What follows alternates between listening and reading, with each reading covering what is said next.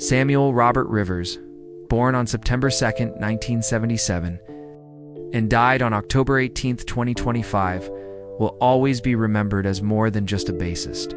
He was a heartbeat and a sound form, a spirit who poured his soul into every rhythm he created.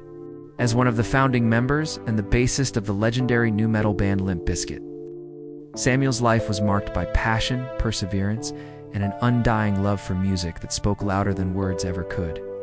At the time of his passing, Samuel Rivers had an estimated net worth of $7 million. Yet his greatest wealth was not measured in numbers, but in the countless hearts he touched through his music. Every bass line he played and every song he helped shape became a piece of his immortal legacy, echoing the essence of his spirit through generations of fans who continue to feel his rhythm deep within their souls. Samuel's journey into the world of music began early. Born with an innate sense of melody, he first picked up the tuba in his school band at Arlington Middle School. His musical curiosity knew no bounds. Encouraged by his dear friend John Otto, a young drummer who infused his jazz-inspired beats into Samuel's world, he explored deeper into rhythm and sound. Although many believed the two were cousins, Rivers once clarified during a band documentary that they had simply thought so as children. Their bond had grown so strong, it was as if they were family by heart, not by blood. Samuel attended Bishop Kenny High School, where his journey as a musician truly began to blossom. Originally a guitarist, he was guided by a music teacher to switch to the bass, a choice that would unknowingly define his destiny. With each pluck of the strings, he began to find his voice, one that didn't need lyrics to speak. Samuel's story took a fateful turn when he crossed paths with Fred Durst while working at a Chick-fil-A inside a Jacksonville mall. It was an ordinary day that turned into something extraordinary. The two struck up a conversation about their shared love for skateboarding and music. And from that moment, a creative bond was born. Together, they started Jamin Samuel on bass, Durst on vocals, and soon formed their first band, Malachi Sage. Although the group didn't last long, it served as the spark that would ignite one of the most explosive musical collaborations in rock history. When Malachi Sage dissolved, Rivers and Durst refused to give up on their shared dream. Samuel introduced John Otto to the mix as the drummer, and in 1994, Limp Bizkit was born. The lineup was later completed by Wes Borland and DJ Lethal in 1996. At just 19 years old, Samuel was the youngest member of the band when their debut album, $3 Bill, Y'all, was released. His bass lines became the pulse that carried Limp Bizkit's raw, rebellious sound. He wasn't just playing an instrument, he was breathing emotion into every note, fueling an entire generation's anthem of defiance and freedom. Life, however, was not always kind to Samuel. In 2015, he stepped away from Limp Bizkit, and rumors swirled that it was due to degenerative disc disease. Later, in 2020, he bravely revealed the truth.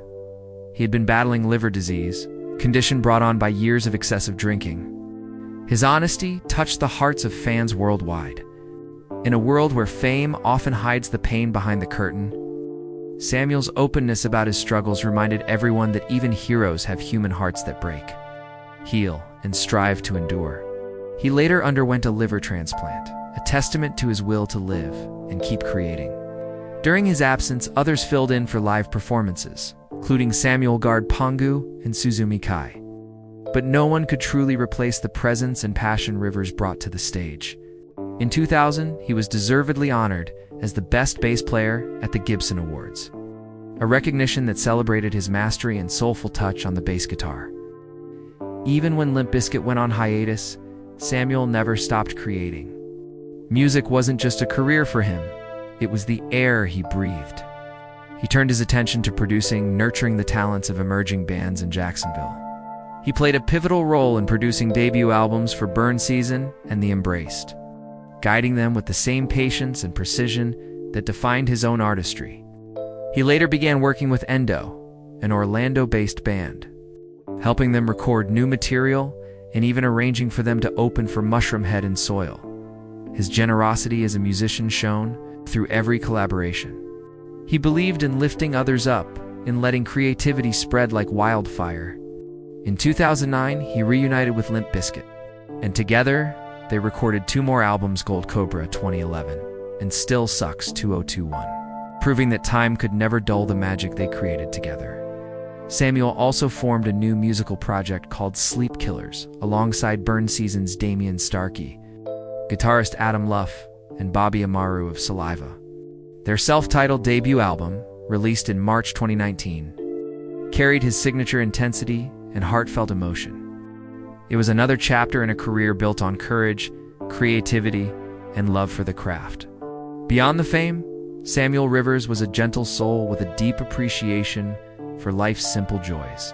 His musical influences were vast, from the heavy riffs of Black Sabbath and Megadeth to the emotional depth of Jeff Ament of Pearl Jam, whom he often credited as one of his greatest inspirations. His playing style, smooth yet fierce, rhythmic yet tender, mirrored his personality. On stage, he was a powerhouse.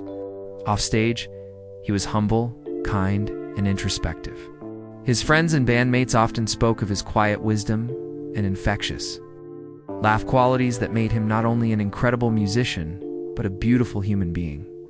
On October 18, 2025, the world lost this beloved artist at the age of 48.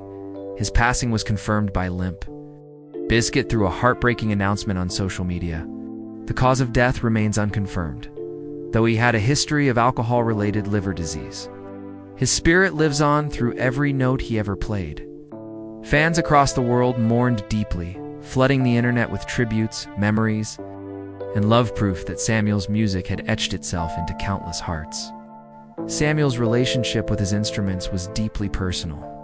He began his career endorsed by Ibanez, wielding a customized BTB 5-string bass before later embracing custom-made Warwick basses adorned with glowing LED fretboards. After 2019, he was often seen performing with 5-string Fender jazz basses during live shows. In the studio, he favored wall basses, instruments that perfectly captured his warmth and tone. His preferred gear included Ampeg and Warwick amplifiers, producing the deep, resonant sound that became his signature. Most notably, he played with his fingers, not a pick, because for Samuel, music wasn't about precision. It was about feeling. Samuel Robert Rivers was not just a musician. He was a storyteller whose tales were told in bass lines and harmonies. From the moment he first plucked the strings to his final performance, he gave every ounce of his being to his craft. His life was a melody of love, struggle, triumph, and artistry. Though he has left the stage of this world, his music continues to play in the speakers of fans, in the hearts of those he inspired, and in the quiet spaces where his songs bring comfort to those who miss him. Samuel Rivers' story reminds us that while death may silence a voice, it can never mute the music of a soul that lived fully and loved deeply. His rhythm goes on, timeless, powerful, and forever beautiful.